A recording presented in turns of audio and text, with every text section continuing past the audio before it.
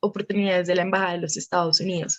Recuerden también que nosotros tenemos diferentes concursos que que se estarán ejecutando a lo largo de la convención para que por favor participen y estén muy activos. Recuerden que este espacio es un espacio de construcción para todos y estamos muy felices de que estén acá con nosotros. Entonces damos inicio a nuestro segundo día de la 10ª convención de jóvenes becarios y exbecarios, líderes de los programas de la Embajada de los Estados Unidos. Muchas gracias por estar acá con nosotros. Creo que tal vez ingresaron diferentes personas. Bueno, buenos días a todos. Estamos muy felices de que estén acá con nosotros. Es nuestro segundo día de la convención, de la 10ª convención de jóvenes becarios y becarios de los programas de la Embajada de los Estados Unidos. Voy a dar un recorderiz sobre los diferentes temas que tenemos el día de hoy frente a las charlas. Entonces tenemos desde charlas sobre International Friendship and Critical Times, transformaciones de lo imposible, obstáculos de la oportunidad, protejamos lo nuestro, diferentes oportunidades académicas en Estados Unidos, liderazgo y desarrollo social, entre otras, las cuales se van a ejecutar a lo largo del día. Recuerden que desde este link van a encontrar las diferentes break and rooms, los cuales ustedes pueden ingresar y pueden hacer parte de los diferentes espacios. Estamos muy agradecidos por estar acá con nosotros en nuestro segundo día de la convención. Recuerden que este es un espacio para compartir y para aprender todos. Muchas gracias por su disponibilidad en su aprendizaje. Recuerden que tenemos diferentes concursos y también recuerden que para cerrar este lindo día tenemos una presentación cultural, la cual realmente todos estamos muy ansiosos de que vean. Entonces, muchas gracias. Cualquier cosa por el chat, todos estamos pendientes y esperamos que puedan disfrutar de este segundo día de la 10ª convención. Feliz día, que estén muy bien.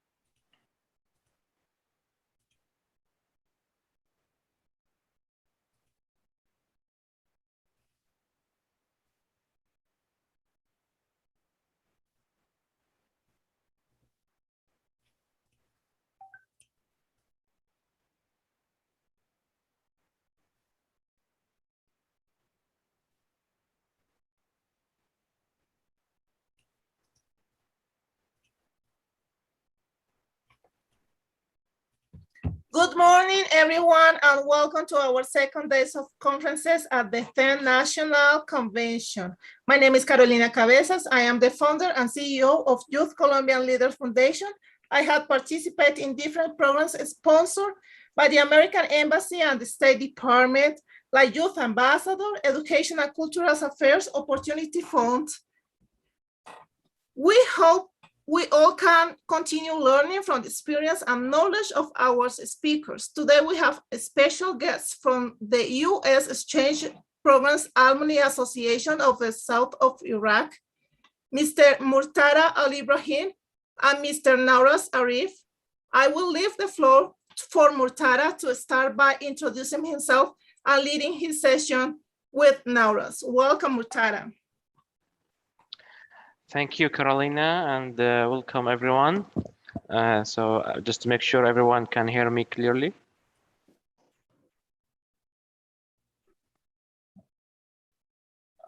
Carolina, you can hear me, right? Okay. Perfect. All right. So greetings everyone, and thank you for this invitation. So this is Murtada Al Ibrahim, a board member in the Alumni Association of the South of Iraq. I have served in the association since 2015 through supervising and implementing a number of projects and mainly meant to develop young people and advocate for the culture of volunteerism in the society, as well as fostering the international friendships between the Iraqi and US people. During my participation in the IVLP program in 2017, under the theme of developing alumni NGOs in about 24 countries from different countries around the world. From that time, we started to connect the U.S. government exchange programs, alumni associations, and we have created a network of these associations in a way to foster the exchange and sharing the expertise and inspiration among the alumni from different parts of the world.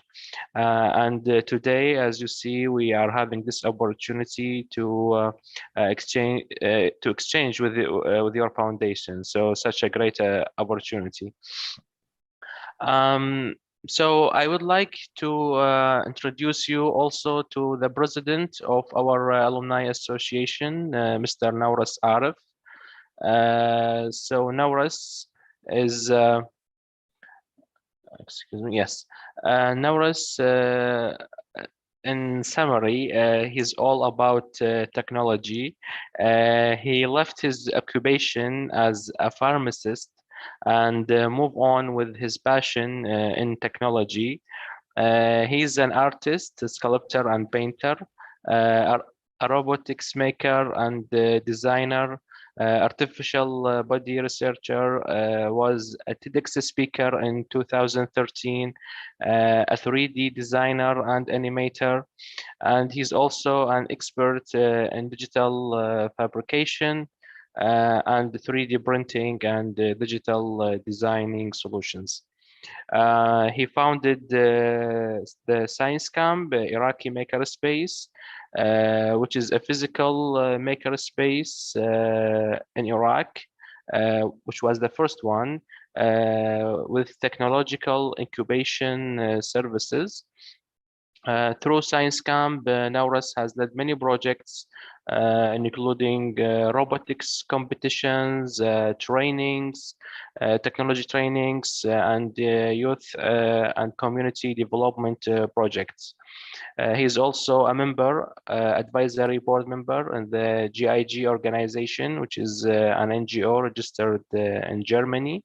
And it's meant to gather the community of maker spaces, hacker spaces, and all the grassroots of the innovation community. So I leave the floor to Nauras to say hi. Thank you very much, Murtada. So hi. I would like to thank you for this introduction. Yes. Okay, yes, thank you, Nauras. Thank you for being here. So I would like to start by asking you a questions as we are going to talk about the role of international friendships in critical times. So for everyone, you may know or not, we had the critical times in Iraq economically with limited resources for several period of time.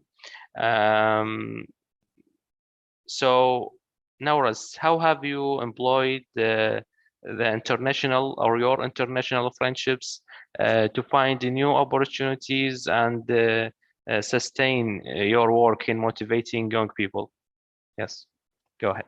Yes, Thank you very much for this question. It is very important because I'm here today to share with the alumni community worldwide about what is going on here in Iraq and how we try to differentiate between the politics and us as a people worldwide. Our community of alumni nowadays somehow facing some critical time related to the political situation nowadays. The political parties are somehow not because of the stereotyping of international relation, and this is somehow become very serious when it's affect the security. Today, I want to mention some of projects we could not be achieved without the international help from the USDOS, especially.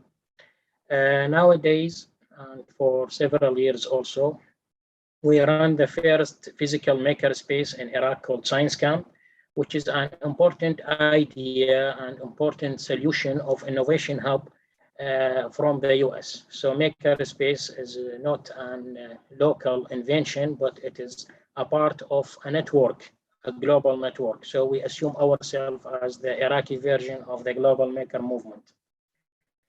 Also, we work on a project of TEDx Basra, which is very hard to get a major city license for TEDx with the name of a major city like Basra without traveling to the New York and get support from the US Embassy. Also, for the 5th years, we run and support and hosting the National Team Iraq in First Global Challenge, which is an robotics Olympics. Happens every year. This last 2 years was online. So before that, we were travel and getting travel visas and travel support and participation fees from the American Embassy in Iraq. Also, we work on many other activities related to the local community of alumni through the association. I'm on the head now, which is somehow not that safe on media. Nowadays, we are work with a low profile for security reasons, but I try to say here today that we want to differentiate between politics and what we do and our goals as a human worldwide. We still keep the communication and the friendship with the American population through US aid and American embassy, and we still work together on a project supporting Iraqi beneficiaries in entrepreneurship, in technology, and tech-dependent startups. But unfortunately, we could not share everything on our social media because of the political situation. But this is not a reason to stop communication and losing the friendship. This is what we try to do, and I am here to stay in connection with the alumni community. Thank you, Mustafa. So thank you, Nauras. So you have mentioned a number of projects that you have worked on by utilizing the international friendship. So can you walk us through these programs and how you have achieved them through the international friendship? Yes, we can start with the makerspace in Iraq, which is an innovation hub with the culture of maker movement, global maker movement. We do this by absorbing the experiment from the US journey, actually. I visit the US 4 times, and we visit MIT in Boston, where the mother fab lab Bits and Atoms and other maker spaces like Artisan Asylum, which is the biggest one in the world.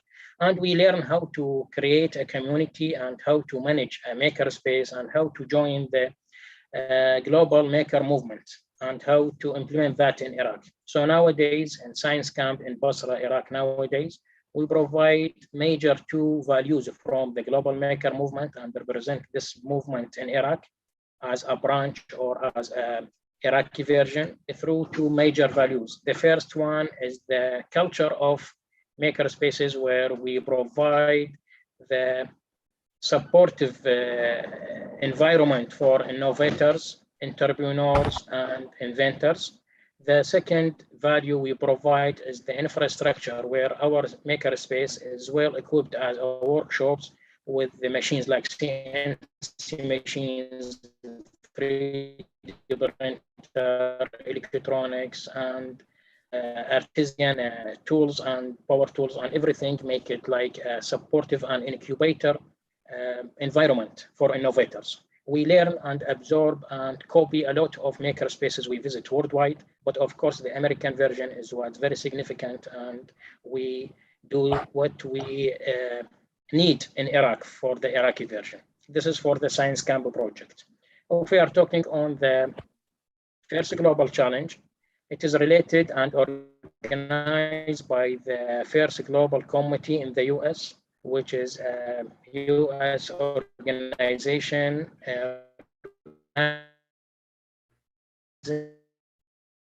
the robotic Olympics for American Consulated Info Facilitation to make it possible for the young Iraqis to attend and participate in this global Olympics, first global, and in 5 years in the go.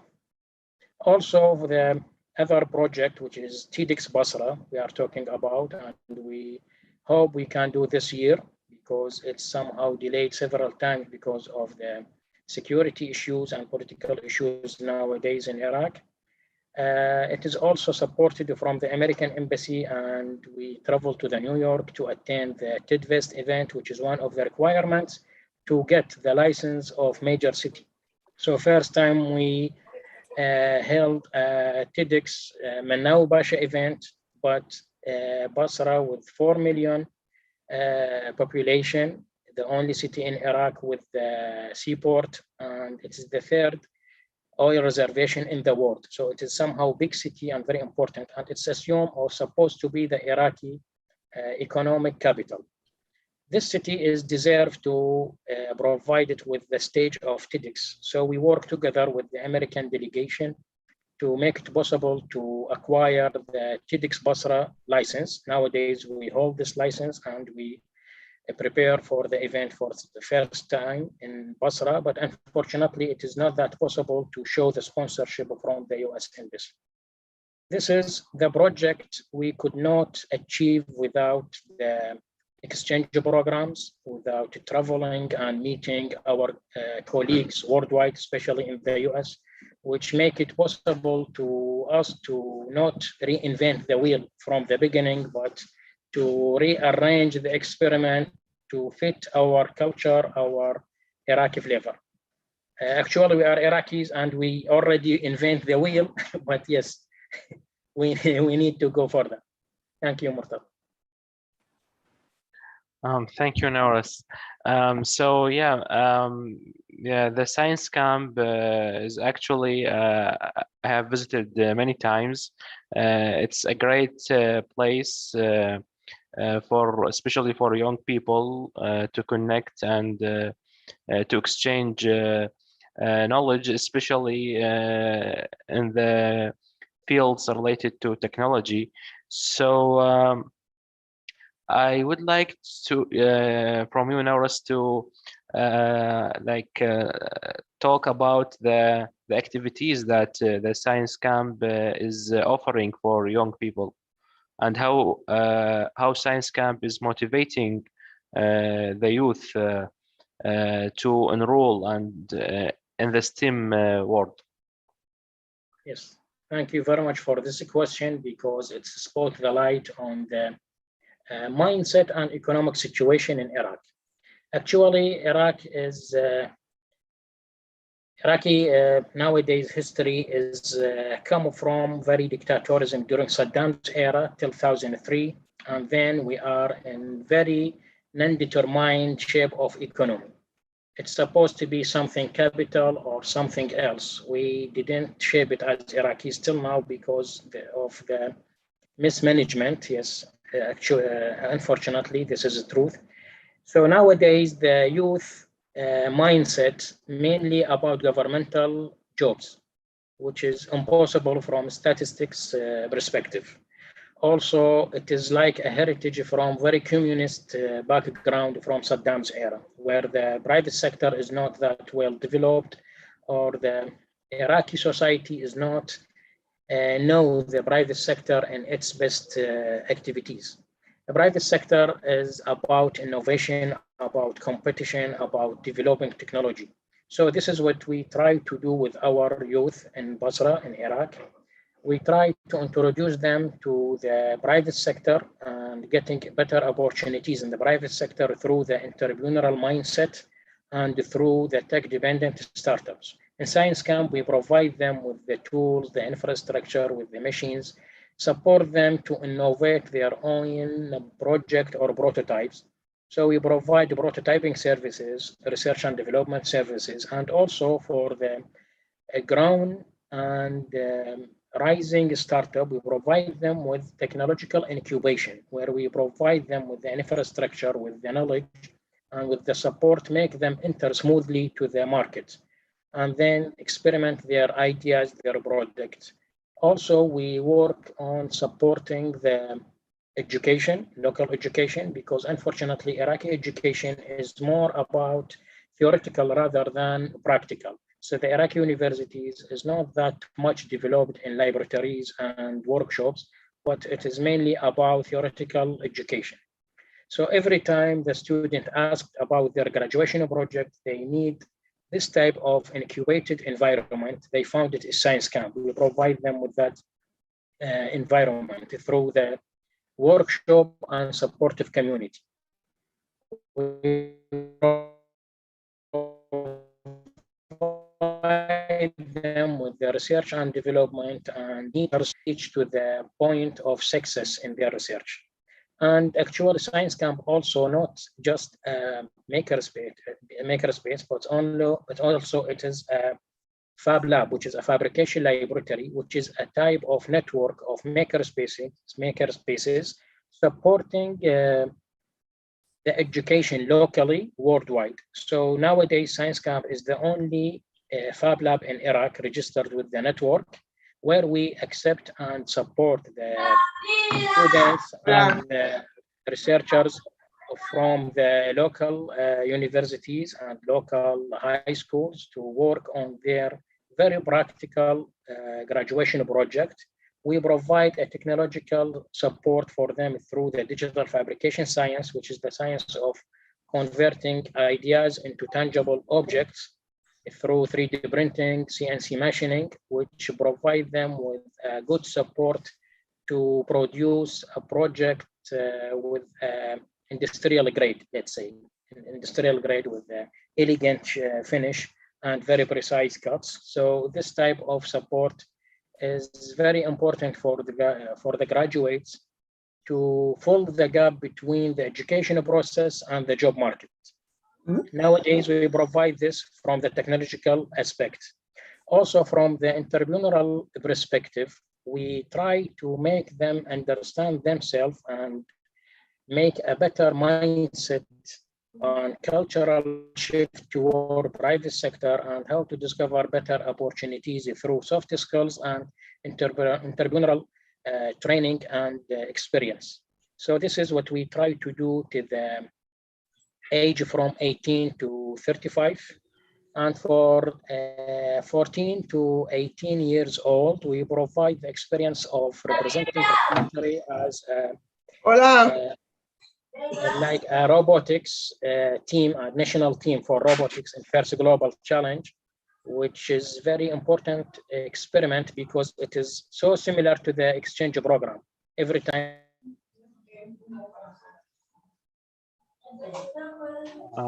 Notice you are muted, and there is a noise in the. Yes, I hear a noise, but it's not near me. I just. Yes. If Carolina, can you help mute this? Yes, I'm going to ask for some technical help. Okay. I'm sorry, I already muted the person that was in the background, and by mistake I muted you, but I already fixed that situation. I'm so sorry. Okay. Thank you very okay. much. Thank you. Yes, so for the Okay. 14 to 18 years old, we provide the opportunity to express something like exchange program through the first global challenge competition, where the young travel to another country and meet about 200 countries, teams, to make exchange, to make friendship, to know more about the other cultures, religions, food, and languages. It is a very rich experiment. So this is type and part of what we do every day here in Science Camp. Thank you, Murtala. Yeah, thank you, Norris. So talking about the first global challenge, it's a global competition, as you said. Its goal to increase awareness about like some global issues like energy, climate change, stuff like that. Can you tell us more about how these teenagers can benefit from this competition, like what they do work on, and what the experience they have from this? Yes, First Global is a unique experiment for the Iraq youth, and it is very interesting everywhere. Actually, First Global, it is more about collaboration than competition. So every time we don't connect with the others. This is the major theme of First Global Challenge. Every time when we travel and everything, everybody think about that in this mindset. The shape of the competition and the whole idea about is built to make the solution for the UN SDGs, the 17th goals from the UN to be solved till 2035, because nowadays we have global issues and we as a human need to work on that issues to solve it. So the first step is to start with the young to raise awareness, and then we can work on that from technical part. So every time with First Global, there is a theme. Every theme related to the global issues like water issues or energy issues or the climate change and everything related to that. The competition shape and what they do on the ground, especially the young students, they getting a type of robotic kit, which is a type of a kit or a box full with material of electronics and mechanical part, which is designed to be universal use. So every team can use this part to design their own solution. The competition is something very symbolical rather than very technical. So your robot may need to clean ocean or carrying energy blocks or doing something similar. So because of it is a game, it's need to raise awareness rather than working on very technical part related to the issues, in fact. For that age is very important because focusing on the raising the awareness is better than going through the very technical part of the solution. In this way, every team receive a kit of the robotic parts, and there is like arena or a field of game with several challenges. Every challenge you can acquire points every time you solve or deal with that challenge in the field. For that, the team need to design and make a strategy for their robots and design their own robot for every country and build the robot and program it. Actually, Team Iraq consists of three major parts of team members, which is the student work on the mechanical part, student work on the programming part and student work on the media part, because it is about raise awareness. The media is important part in the competition, because it is about showing what we care about as humans. Every time Team Iraq receive their kits and get the support from us as a mentors and other international supportive team in First Global Challenge community to build their own project, their own robot with their design.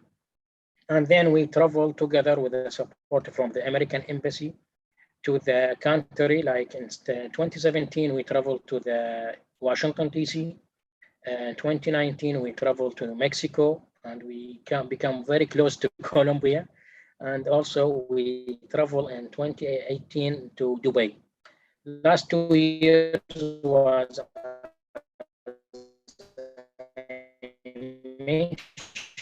online. So every time the youth global issues awareness festival and First Global Challenge, when they experiment their ideas, their robot, their design, their mindset, and exchange a lot about social part, which is language, religions, food, and other cultures every time. Yes, Martha, thank you. Thank you. We have a question from Lubna Al-Sadi. She says, do you find it difficult to promote your activity to young graduates in southern area of Iraq? Do you think they have curiosity about the new technologies? Excuse me, can you return back the question, because I didn't hear everything right? Sorry. She's asking if you find it difficult to promote your activities to young graduates in southern area of Iraq. Do you think they have curiosity about new technologies? Yes, actually, we face many challenges there, because Iraq was for a long time isolated from the international community during Saddam's era. So we were in a situation so similar to North Korea nowadays, because Iraq was no internet, no satellite, no international communication, no cell phones during Saddam's era. After that, we just opened to the world and we face many challenges. Nowadays, our challenges can be addressed by two challenges, major challenges. One of them is the reach to the technology itself, because the Iraqi market is not that rich with this type of technology. Like we need a type of hardware, electronics, and many other technological infrastructure or things like that. So every time we try to buy through internet and wait long time to get it in Iraq. So this is a type of technical challenge. The other challenge is as I mentioned, and the reason of I am here today to talk about, which is how the politics put their shadows on the situation. Because nowadays, if you mention that you are exchange program alumni, it is not that safe for you, because you may be targeted or misunderstanding, because there is a type of stereotype of the exchange program alumni for political reasons. So this is also make it difficult to after First Global Challenge. We get a kit for a small satellite called a CubeSat. CubeSat, it is like a 10 centimeter size satellite. It can take photos, can make telecommunication with many sensors for weather and humidity, temperature, and also air pollution. It is easy to launch with a helium balloon, but this is not safe nowadays to do that, because we are just an alumni supported by the Americans and have a satellite. This is very unsafe and misunderstood by the local militia and political parties.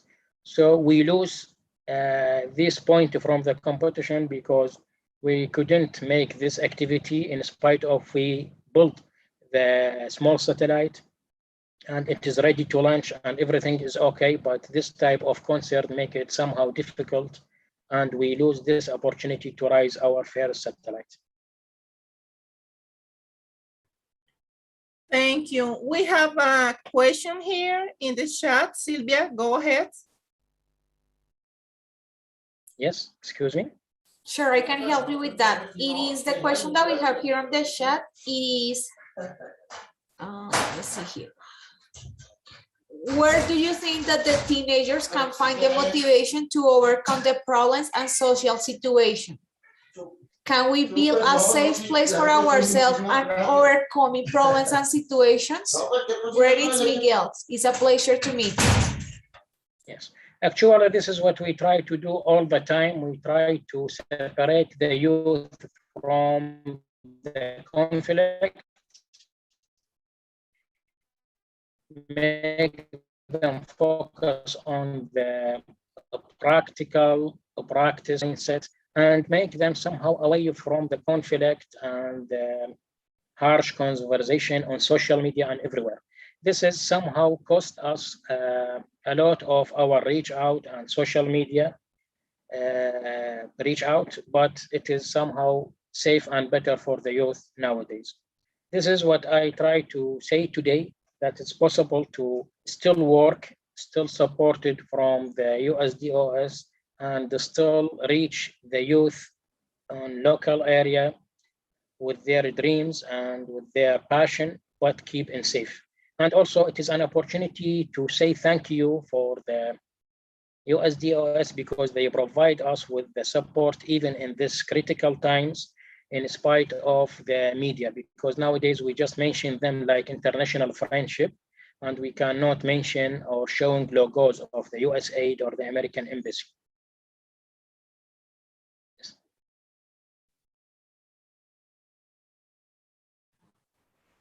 Yes, Norris.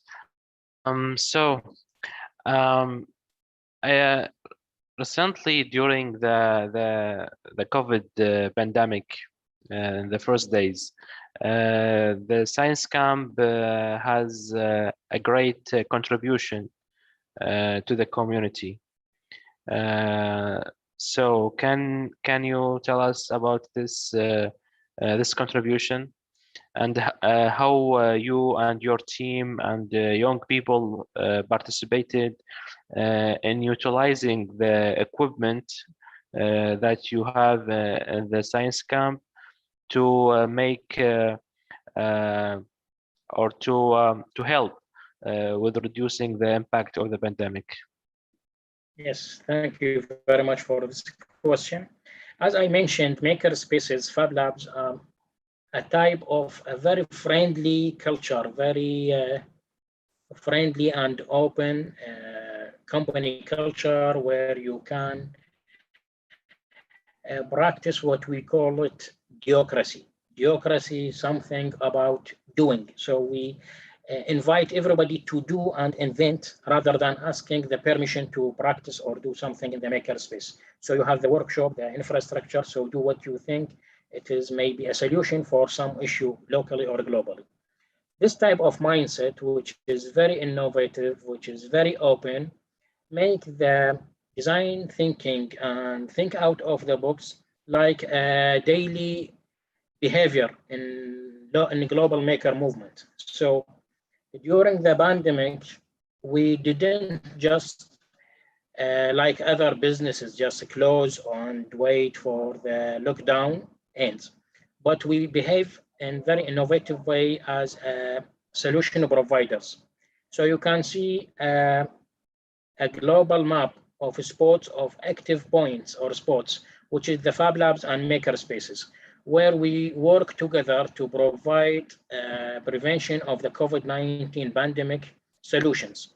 In Science Camp, we work with our team after we close our doors in Science Camp, which is actually attached to my house. So I lived there that year, 2020.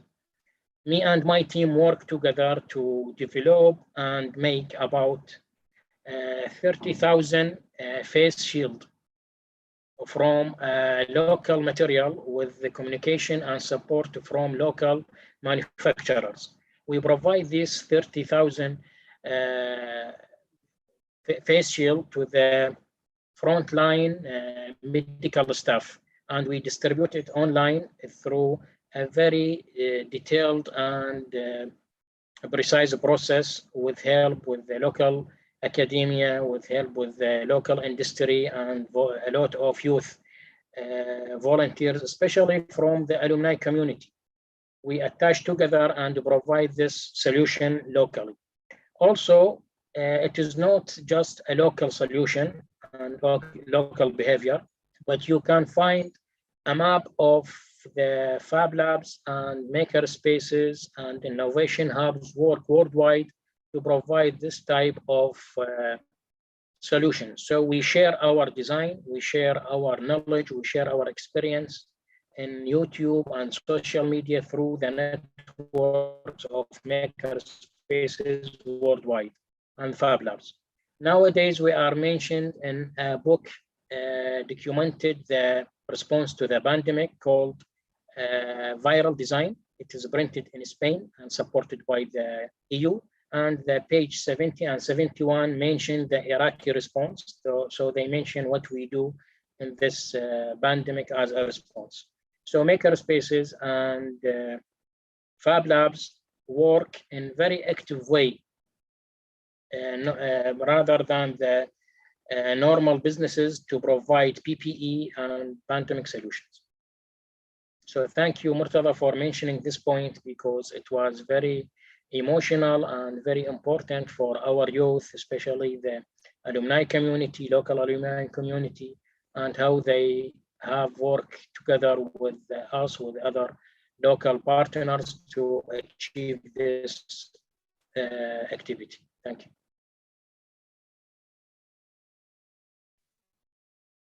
Thank you, Norris. So one more question, which is I think is important.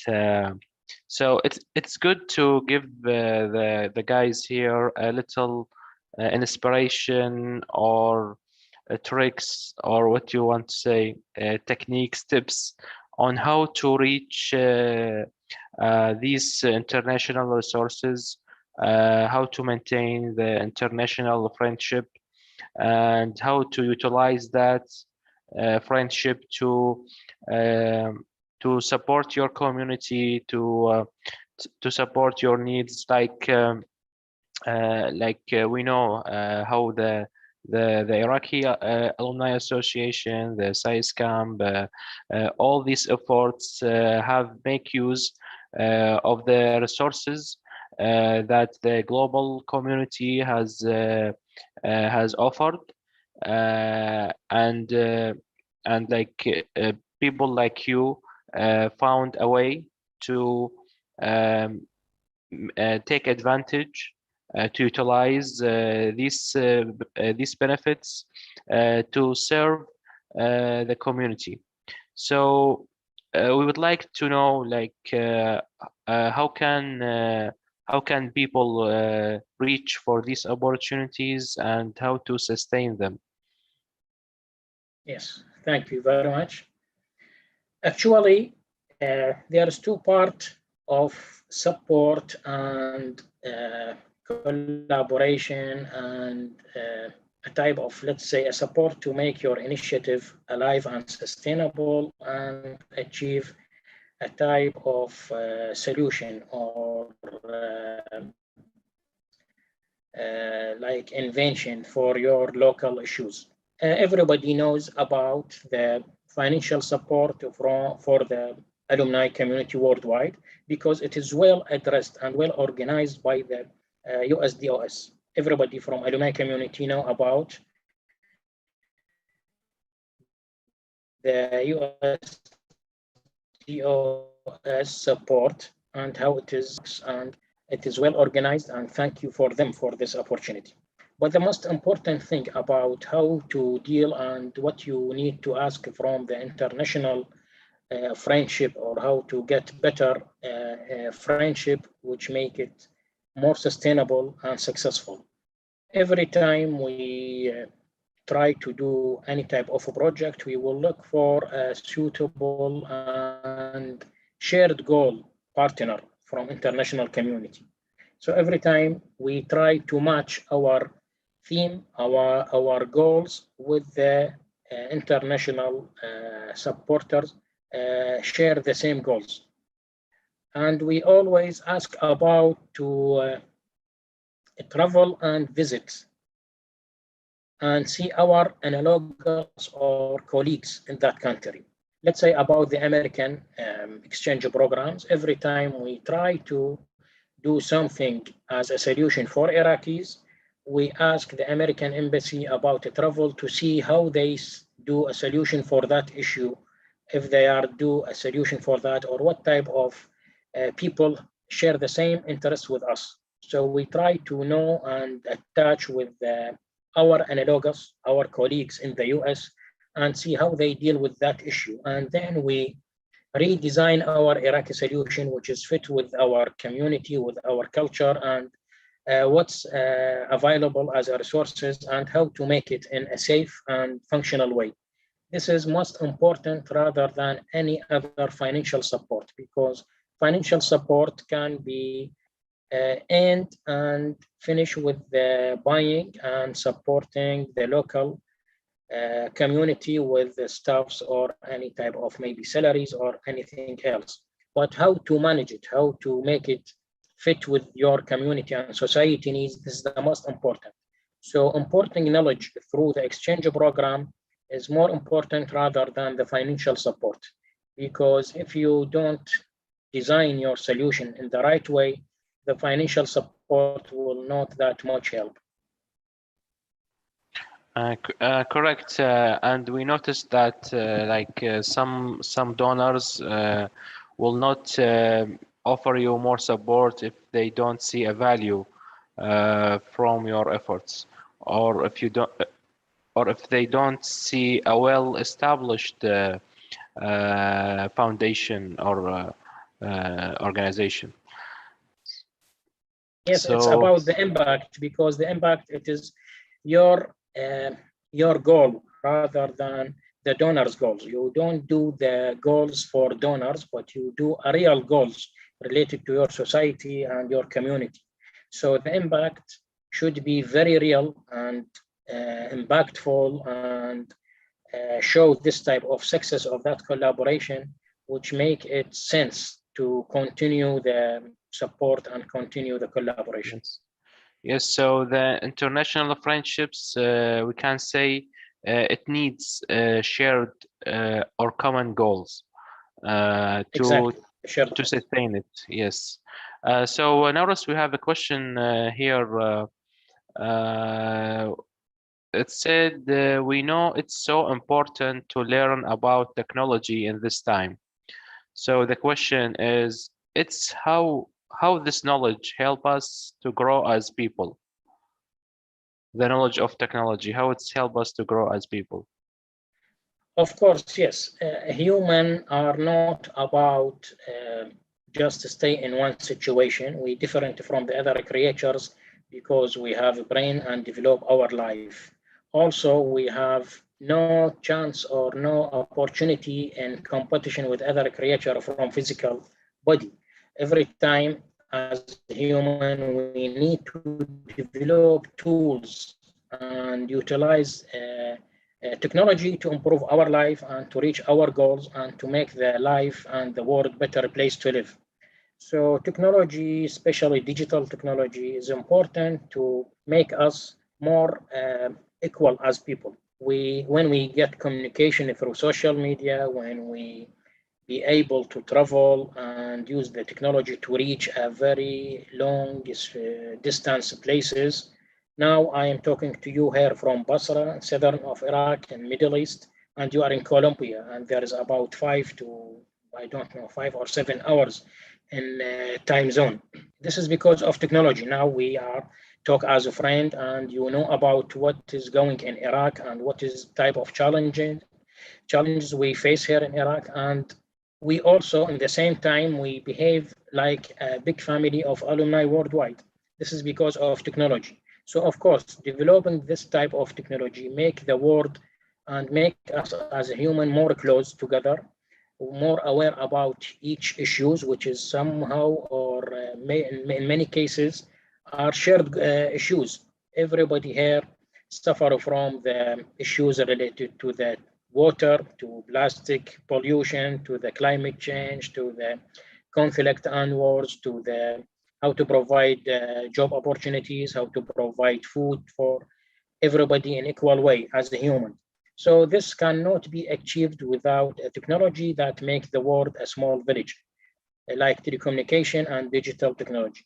So of course, developing technology and utilizing it in our life make us more close together, more aware about each other, and feel the suffer and challenges of each other.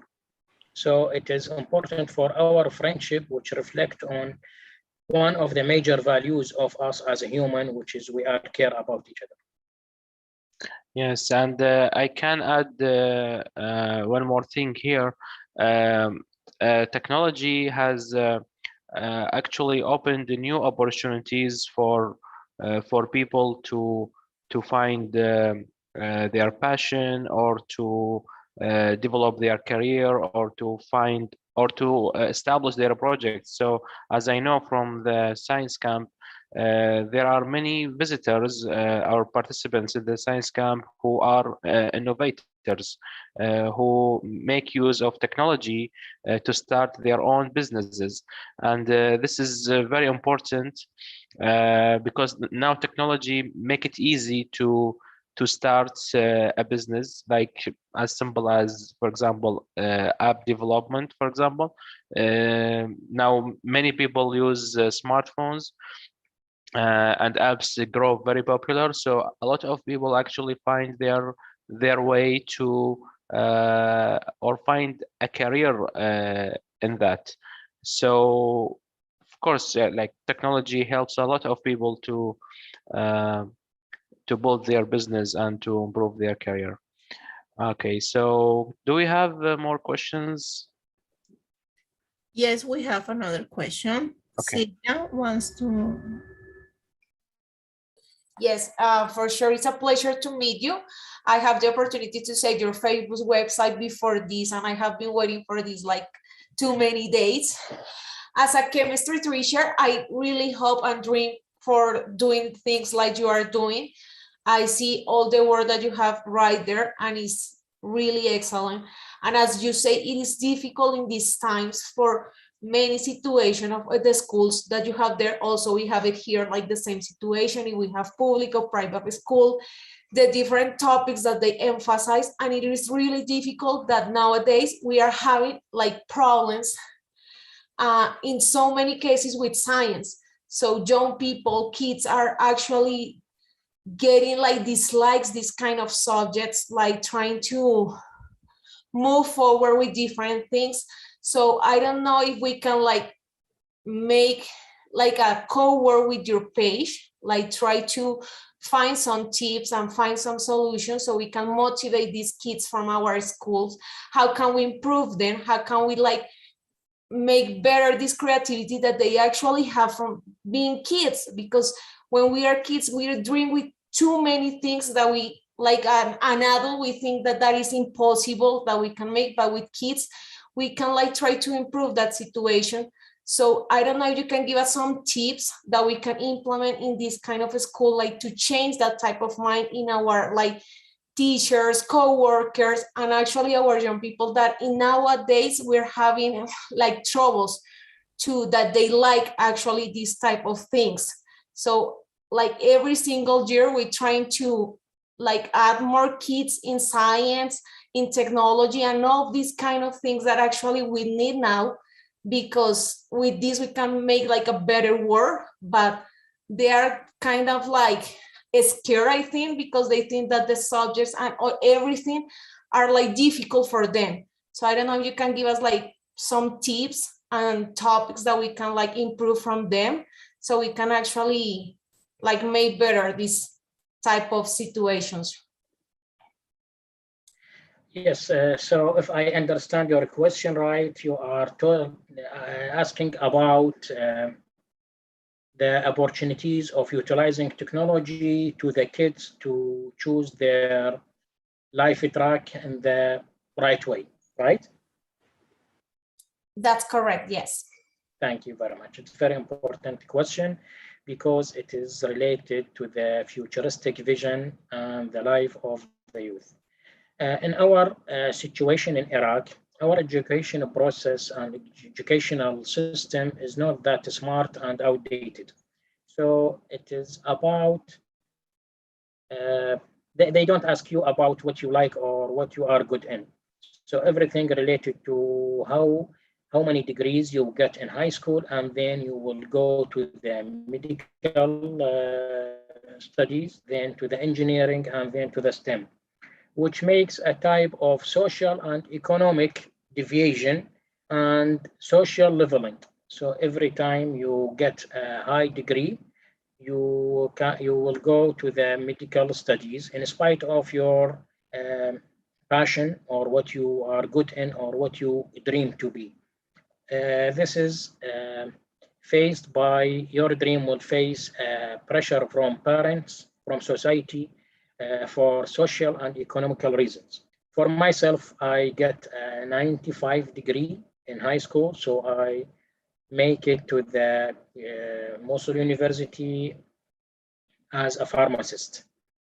Pharmacist, dentist, and doctor in Iraq is like the high level in society, or there is type of a leveling, unfortunately.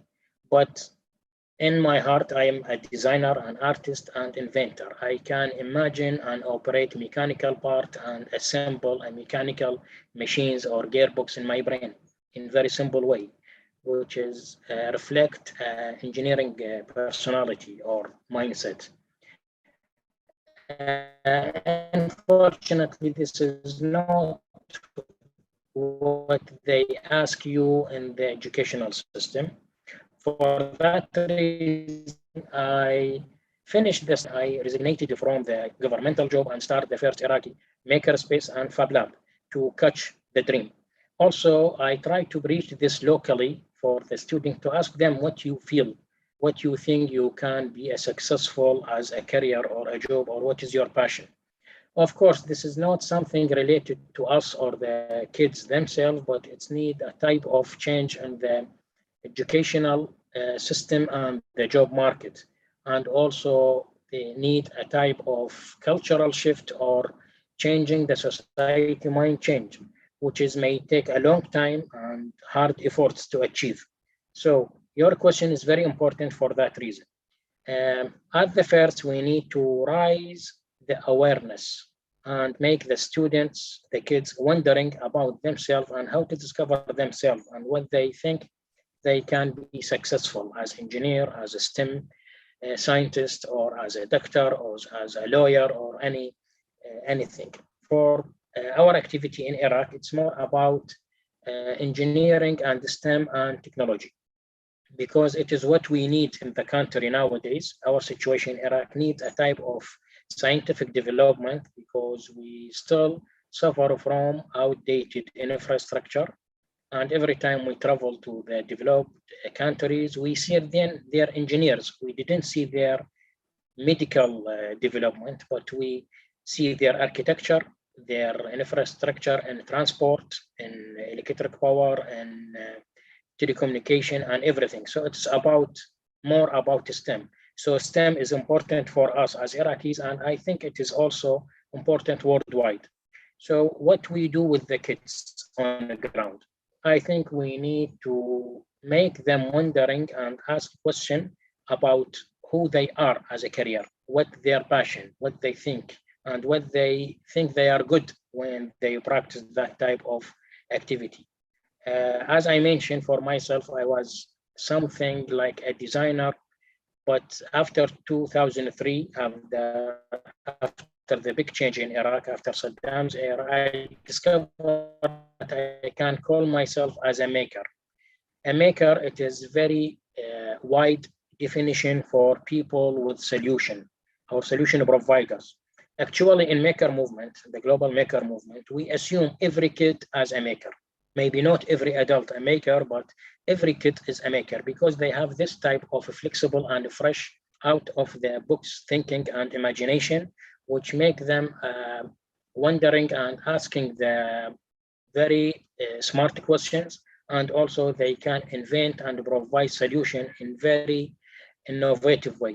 So if we provide them with that space from the, let's say, cultural and social space to make them and encourage them to make questions about themselves and about what they want to do and what they think about a solution for problems.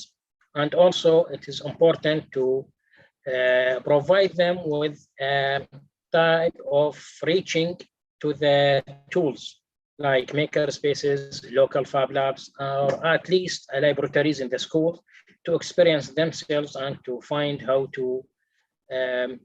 make their invention. If we are talking about something related to hardware or related to the electronics, mechanics, robotics, and we can propagate the concept, the idea for every other concept and field, like how to be a speaker, a poet, or lawyer.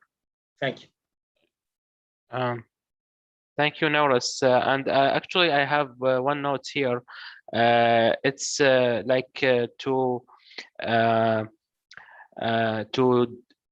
to encourage kids on thinking and dreaming in technology. It's actually needs a two-way solution. One starts from, as you said, encouraging kids to have their space, to wonder, to discover their dreams and what they can do, and also to experience them with the technology, like make the technology, the labs available for them to experience that. And also it needed a policy from policy makers to support the people who are motivated in these things. As you said, it's not only to be a doctor or an engineer. No, there are some people who are makers, who are artists by themselves, and they need a space to show their talents. So thank you, Nauras, for joining us today, and thank you, Carolina, for inviting us to this convention. I actually would like to say again thanks to Nauras for his efforts and his devoting time to offer the science camp, the maker space, as a place to connect the international opportunities and resources for the young people and help them grow through that. So thank you for your time and contributions today, and thank you everyone for joining us.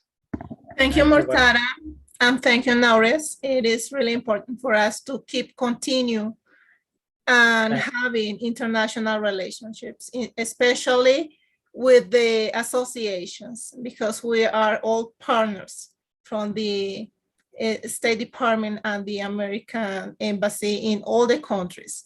And thanks to them, we are all here and we are all strengthening our relationships.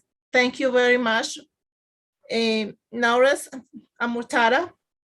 And we invite you all to continue connecting in the other conferences.